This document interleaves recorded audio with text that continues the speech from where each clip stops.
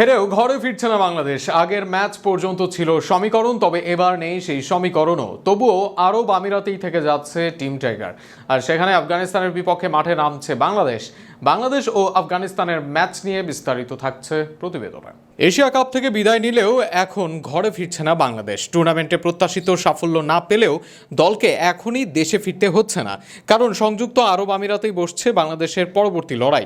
আগামী 2 তারিখ থেকে শুরু হবে আফগানিস্তানের বিপক্ষে দ্বিপাক্ষিক সিরিজ। তাই ব্যর্থতার গ্লানি কাটিয়ে নতুন করে জয়ের স্বপ্ন দেখতে প্রস্তুত হচ্ছে টাইগাররা। শারজাতে শুরু হবে 3 ম্যাচের টি-20 সিরিজ। স্বল্প ফরম্যাটে বাংলাদেশ নিজেদের ঝাঁঝালো খেলা উপহার দিতে চায়।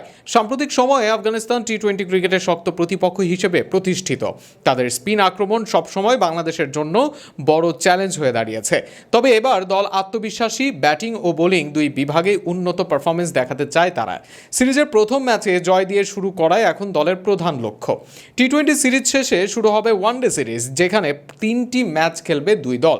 এই ফরম্যাটে বাংলাদেশ তুলনামূলকভাবে বেশি আত্মবিশ্বাসী। ওয়ানডেতে অভিজ্ঞতা, ব্যাটিং লাইন আপের গভীরতা এবং বোলিংয়ের ধার বাংলাদেশের পক্ষে কাজ করতে পারে। আফগানিস্তানের বিপক্ষে এর আগে একাধিকবার ভালো ফল করেছে টাইগাররা, তাই এবারও ওয়ানডেতে জয় ছিনিয়ে নেওয়ার লক্ষ্য স্থির করেছে দল।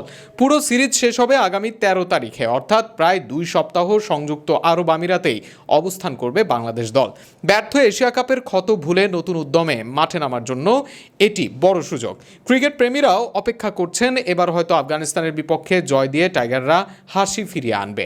মোট কথা, এশিয়া কাপে ব্যর্থ হলেও লড়াই থামছে না, বরং সামনে নতুন চ্যালেঞ্জ, নতুন মঞ্চ। জয়ী হয়ে দেশকে আনন্দ দেওয়ার প্রত্যয়ে আবারও মাঠে নামতে চলেছে বাংলাদেশ।